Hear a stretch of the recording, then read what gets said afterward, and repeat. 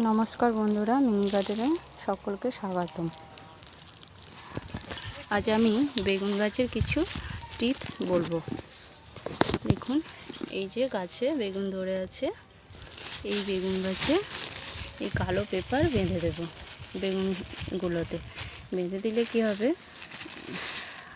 বেগুনগুলো খুব তাড়াতাড়ি বড় হবে আর হনুমান আসলেও দেখতে পাবে না, তো বেগুনগুলো সেফ থাকবে। দেখুন কীভাবে করতে হয়। দেখুন বন্ধুরা, এই যে এই দিকটা ছিঁড়ে নেব।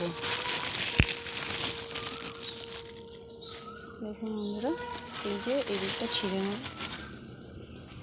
দেখুন এই দিকটা ছিঁড়ে নিয়েছি, যে দুদিকটাই ফাঁকা আছে।